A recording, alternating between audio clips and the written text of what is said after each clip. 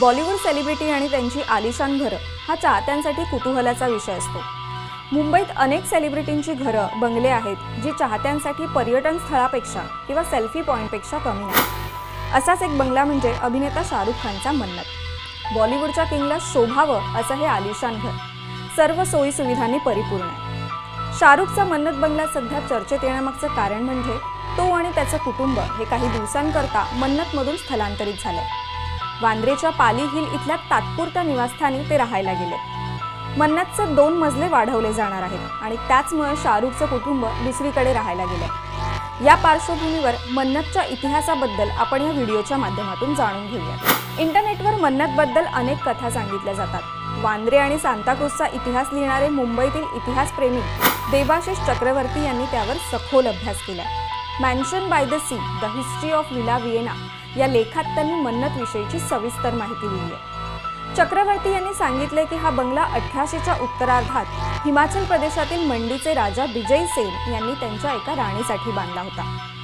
डिसेंबर 1902 मध्ये राजा विजय सेन यांचा मृत्यू झाला। त्यानंतर 1915 मध्ये मंडी संस्थानाने गिरगावच्या पेरिक मानेकजी बाटलीवाला यांना ही हवेली विकली होती। पेरिन मानेकजी बाटलीवाला यांना विएनीज संगीताची खूप आवड होती। त्यावरूनच त्यांनी विकत घेतलेल्या या हवेलीला विला विएना असं नाव दिलं। काही जुनी लोक अजूनही या बंगल्याला विला विएना याच नावाने ओळखतात। बाटलीवाला यांनी ते घर त्यांची बहीण खुर्शेदबाई संजना आणि त्यांच्या पतीला विकलं। खुर्शेदबाईंना स्वतःचं मूल नसल्याने त्यांनी ही मालमत्ता त्यांची बहीण गुलबानूला मृत्यूपत्रात उल्लेख करून दिली। नंतर गुलबानू यांच्याकडून तो बंगला त्यांचा मुलगा नरीमन दुबाश यांच्याकडे गेला। 1990च्या दशकाच्या मध्यात विला विएनाचे मालकी हक्क वेगाने बदलले। नरीमन दुबाश यांनी ते एका बिल्डरला विकलं होतं। त्यानंतर त्यांच्याकडून उद्योगपती आणि चित्रपट निर्माते भरत शाह यांनी ते विकत घेतलं असं चक्रवर्ती सांगतात। परंतु मन्नत बंगल्याला लागून असलेल्या केकी मंजिल या हेरिटेज इमारतीत राहणारे गांधी कुटुंबीय एक वेगळीच कथा सांगतात। आदिल गांधी यांच्या मते विला विएना हे त्यांचे वडील केकू यांचे आजोबा मानेकजी बाटलीवाला यांनी नाही तर बॉटलवाला यांनी बांधलं होतं।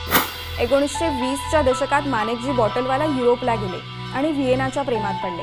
त्यावेळी त्यांना न्यूरो क्लासिकल आर्किटेक्चरची खूप आवड होती। त्यामुळे मुंबईत परतल्यानंतर त्यांनी केकी मंजिलच्या शेजारीच एक जमीन खरेदी केली, जिथे त्यांची मोठी मुलगी रोशन म्हणजेच केकूची आई त्यांच्या लग्नानंतर राहत होत्या। या जागेवर त्यांनी विला विएना नावाचा आलिशान बंगला बांधला। नंतर 1929च्या आर्थिक मंदीचा गंभीर फटका बॉटलवाला यांना बसला, कारण त्यांच्या अनेक मालमत्ता बँकांकडे गहाण ठेवण्यात आल्या होत्या। 1930च्या दशकापर्यंत त्यांना विला विएना त्यांच्या बहिणीला एका अज्ञात रकमेला विकण्यात भाग पाडण्यात आलं होतं। बहिणीच्या निधनानंतर ते त्यांच्या पुतण्या आजी मानेक दुबाश यांना मृत्यूपत्रात देण्यात आलं। दोन्ही भावंड मुंबईच्या मध्यभागी राहत असल्याने त्यांनी तो विला विविध कुटुंबांना भाड्याने दिला। त्यापैकी सर्वात उल्लेखनीय भाडेकरूंपैकी एक गंगा जमुना फेम दिग्दर्शक नितीन बोस होते। जेव्हा बोस कोलकात्याला परत गेले तेव्हा ते घर मंडीच्या महाराजांनी भाड्याने घेतलं होतं।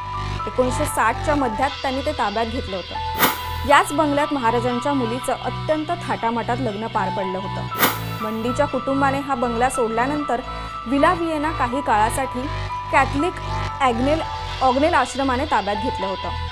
तेव्हा त्यांनी बंगल्याच्या शिखरावर ख्रिश्चन क्रॉस देखील लावला होता। दुबाश बंधूंनी बंगल्याची संपूर्ण मालकी कायम ठेवली होती। अखेर तो हिरे व्यापारी भरत शाह यांना विकण्यात आला। नंतर शाहरुख खानने त्यांच्याकडूनच ही मालमत्ता विकत घेतली। ही मालमत्ता खूप मोठी होती। त्यात एक टेनिस कोर्ट होतं आणि मागच्या बाजूला गॅरेज होतं। सुरुवातीला शाहरुखने फक्त समोरचा बंगला खरेदी केला होता असं गांधी यांनी सांगितलं। नंतर भरत शाह यांनी बंगल्याची मागील बाजू सुद्धा शाहरुखला विकली। पुढे शाहरुखने बंगल्याचा संपूर्ण विस्तार केला। मन्नतच्या चमकदार स्तंभावरील एम म्हणजे मंडी असं अनेकांना वाटतं, पण मोनोग्राम एम म्हणजे मानेकजी असा आहे। त्याचा मंडी किंवा मन्नतशी काही संबंध नाही असं आदिल गांधी म्हणतात। गेल्या काही वर्षात देवानंद यांच्या टॅक्सी ड्रायव्हर आणि शाहरुख खानच्या येस बॉस या चित्रपटांसह अनेक चित्रपटांमध्ये हा बंगला मोठ्या पडद्यावर झळकला। 2001 मध्ये त्याने 13 कोटी 32 लाख रुपयांना हा बंगला विकत घेतला होता। या 6 मजली आलिशान बंगल्यांची आजची किंमत तब्बल 200 कोटींहून अधिक असल्याचं म्हटलं जातं।